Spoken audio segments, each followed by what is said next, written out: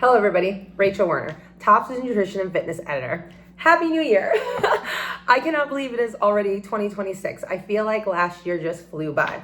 So today, this is our first recipe of the month for the new year. Super excited. It's quick, it's easy, and it's delicious.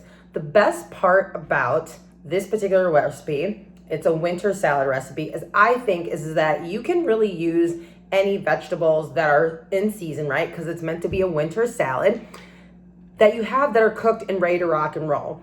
Personally, you'll notice the recipe says to kind of prepare the vegetables ahead of time, but this also can work with raw veggies if you have some on hand. The most important thing you're gonna have to cook is the quinoa. Now, I put quinoa as the main base because it has a higher protein level than a lot of other grains too. Quinoa is also naturally gluten-free. So if you're someone who has celiacs or you have people in your household or people who visit regularly who have a gluten sensitivity, this is a grain that just about everyone can eat. Now, you could try this recipe with a different grain, something like couscous if you want it. Just know that couscous is wheat-based, so just know that is not gluten-friendly. So that's why I picked, I'm all about having recipes that are very allergen friendly. So that's why I use quinoa as the base. It also tends to cook pretty quickly. It's easy to prepare. You can easily make it on the stovetop based on package instructions. You can also use a rice cooker if you have one as well. That's how I prepared mine for today, for you're gonna see me assemble. Now the recipe, the veggies the recipe calls for is an assortment of winter, kind of what tends to be in season in many regions of the United States and Canada during the winter months. So they're probably they were grown and harvested in the fall and then they store well during the winter time. So what would that include? That includes Brussels sprouts, that includes squash, that can also include cauliflower. So you'll notice in the recipe that is in the caption notes for this video that some of these things are optional. But again, if you have other vegetables on hand that you just want to use up or other fresh veggies that you cut, like let's say red or yellow or orange peppers, green peppers would be another one. Even though they're technically maybe not in season, but if you have them on hand and you want to use them up, celery, throw it in the recipe, right? If it's raw. Raw veggies also are higher in fiber content. That's something a lot of us struggle to get in from time to time, so again, more veggies is never a bad thing, in my opinion. Just know anytime you add something or switch up the recipe from the recipe notes, like the way we have it laid out, it is going to alter the nutritional analysis that we include with the recipe online. So just keeping that in mind. Now, you'll notice that it does call for a very small amount of salt.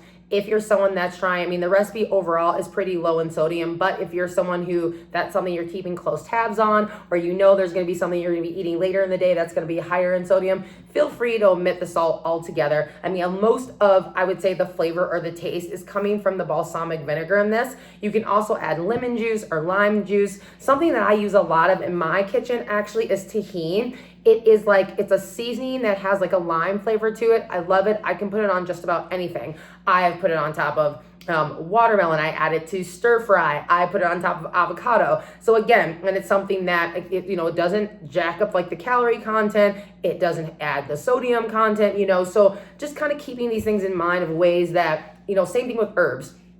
Even though the recipe doesn't necessarily call for it, you could add in some dill for some extra flavor, maybe a little bit of cilantro. So it's kind of choose your own adventure. I feel like that's one of the things I love about this recipe is because of the quinoa base, you're getting some protein. You'll notice you have the option of adding in either baked tofu or baked chicken. That's another way you could increase the protein content of this recipe if you want it. I'm having it as more of a late lunch right now today, but if this is a meal that you wanted to serve for dinner or have for dinner solo, that's what I would do. I would add in some baked chicken or some baked tofu and that is, you're getting it all. You're checking all the boxes, okay? So, I'm gonna go ahead and put my quinoa in my bowl.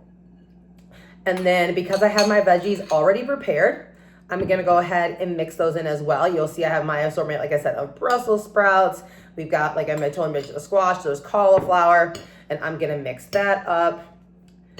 There's one more thing that adds a little bit of sweetness to this at the end. Again, it's also an option. It's not something you absolutely have to add, but I personally think It's good. It makes it, tasty. Oh, also you have the option of adding in, kale as well as for our greens base for this too. So I'm going to go ahead. I'm going to add in a little bit of balsamic here. In fact, I'm going to get up and grab that here. I'm going to add those my little balsamic here, mixing it up. Now, if you're like, balsamic vinegar is a little bit of tangy for me, use apple cider vinegar, right? I'm also not a big fan of encouraging folks to go out and buy things just to make one recipe. So if you know you're not going to use balsamic vinegar and for anything else, do not go and buy a whole bottle. Use red wine vinegar if you already have it on hand. Rice vinegar would work too. As with, like I said, apple cider is another great choice too. I would stay away from distilled. That might be a little bit pungent for this particular recipe, but again, that's just me. Choose your own adventure. Again, if you're using fresh greens like kale, a salad mix would also work good. I just would make sure all the heating is done with that if you're using more of a lettuce base versus like kale or spinach. And then the final kind of creme de la creme is dried fruit. Again, this is optional. If you're someone who, if you're pre-diabetic or already diabetic, you'd have to kind of base it on like what the rest of your nutritional needs are for the day. But I think just adding a little bit of dried fruit to this just kind of helps balance out that vinegar taste. It adds in a little bit more texture since, again, the way the recipe is written, the veggies are meant to be cooked, except for possibly, like I said, the kale or a spring green mix. Well, it's not going to be spring. So I would say spinach, kale. You could also use lettuce if you had like more of a heartier lettuce on hand, like something like romaine, and mix that in too. Okay, because we'll get to spring. We're still in winter, so let's try and enjoy it as much as possible. So I'm going to mix this up. You could also just use the fruit on top. And then here we go. Voila. Good.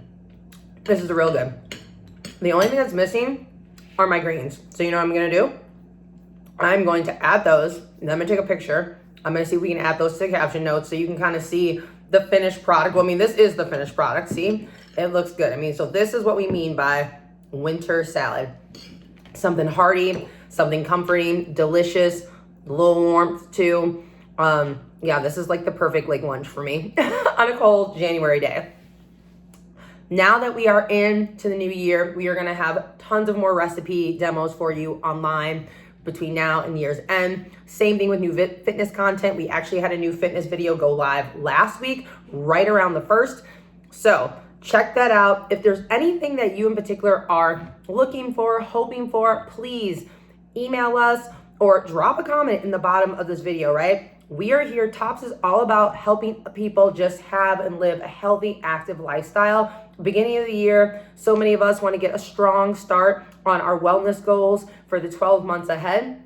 So if there's anything we can do to support you, whether that be recipe ideas, workout tips, please let us know. And then share. If you really dig this video or any of our fitness content, please reshare it on Facebook. Tell others. The more that we can all like help each other and kind of work together as a community, it's better and better. We're also on Discord and Instagram, so keep tabs on that for updates throughout the year as far as when new content is coming live. And we will see you soon.